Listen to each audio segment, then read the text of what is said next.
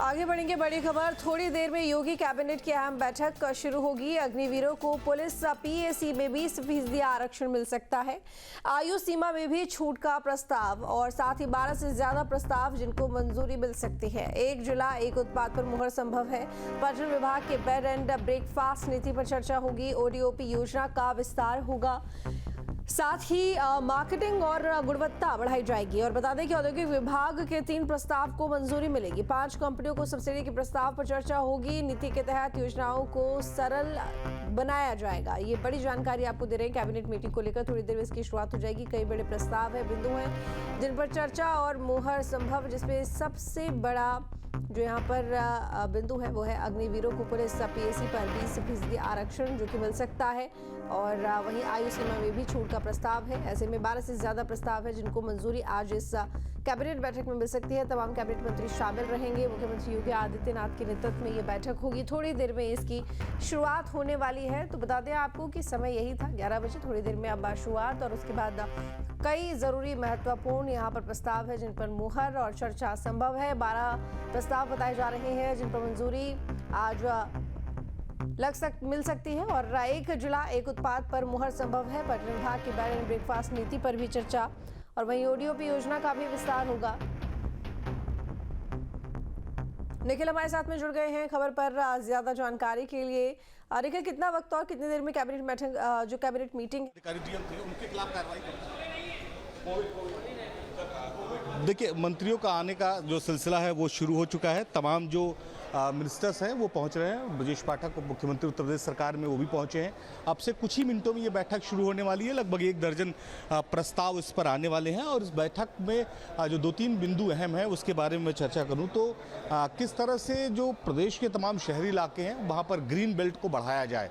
आने वाले जो दौर है उसमें किस तरह से ग्रीन बेल्ट को बढ़ाया जाए, इस पर एक प्रस्ताव आएगा। दूसरा, ओडीओपी 02 की जो योजना है उसमें किस तरह से उत्पादों को और बेहतर बनाया जाए, किस तरह से इंट्रोड्यूस किया जाए, किस तरह से 1 डिस्ट्रिक्ट 1 प्रोडक्ट जो है इस योजना को और आगे बढ़ाया जाए, इस पर चर्चा होगी।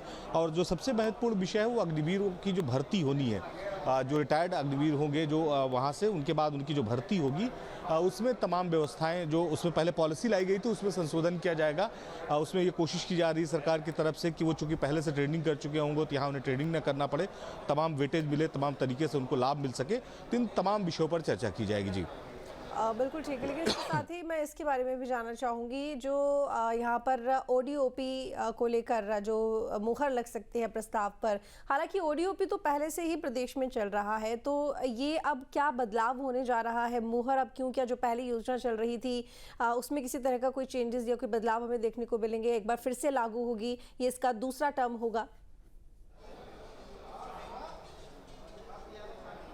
देखिए, ये दूसरा टर्म है और ओडीओपी के तहत सरकार का ये मकसद था कि हर जनपद की एक पहचान हो, पहचान उसके उत्पाद की वजह से हो। इसको लेकर पहले कार्यकाल में मुख्यमंत्री योगी आदित्यनाथ ने बहुत काम किया और इसका रिजल्ट रहा कि इस उत्तर प्रदेश के तमाम शहर जो हैं उनको एक पहचान मिली वहाँ के उत्पाद के ज़रिए।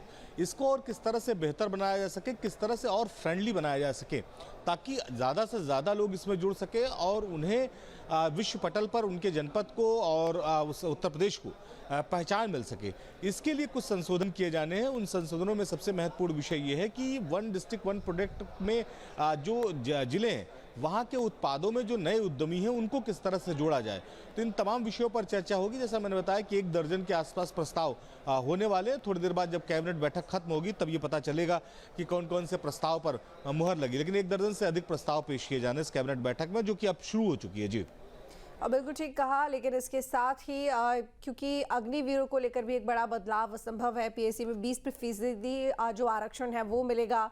और साथ ही देखिए, अग्निवीरों को लेकर जब ये योजना लागू हुई थी तो कई तरह के संशय लोगों के मन में थे और नेगेटिविटी भी थी थोड़ी बहुत। हालांकि धीरे धीरे करके उसमें परिवर्तन आया। लेकिन देखिए, ये यूपी सरकार का एक बड़ा फैसला होगा अगर 20% आरक्षण यहाँ पर मिल जाएगा।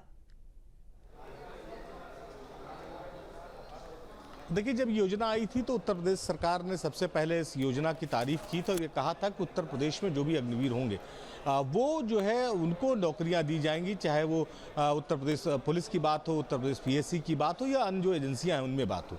तो ये पहले ही प्रस्ताव जो है वो सरकार की तरफ से दे दिया गया था और इसका स्वागत किया गया था। अब इसमें तय किया गया है जो पुरानी पॉलिसी है उसमें कुछ संशोधन किए जाएंगे, 20% सीटें आरक्षित होंगी उनके लिए। और दूसरा, जैसे मैंने बताया कि वो चूंकि पहले से ट्रेंड होंगे, उन्होंने पहले से ट्रेनिंग की है, तो ऐसे में उनको यहाँ पर ट्रेनिंग करने की आवश्यकता नहीं पड़ेगी, सीधे उनकी भर्ती होगी और 20% का आरक्षण तय होगा। हालांकि अभी जैसा मैंने बताया कि ये प्रस्ताव अभी कैबिनेट में पेश होना है, इस पर चर्चा होनी, चर्चा होने के बाद कुछ और संशोधन भी इसमें हो सकते हैं। जी चलिए ठीक है, बहुत शुक्रिया आपका तमाम जानकारी के लिए। जहाँ भक्ति है हर शब्द में, कथाओं में छिपे हैं दिव्य रहस्य और ज्योतिष देता है जीवन को दिशा। धर्म से जुड़ी हर बातों को जानने के लिए हमारे चैनल स्तुति को सब्सक्राइब करें। चैनल पर जाने के लिए इस लिंक पर क्लिक करें।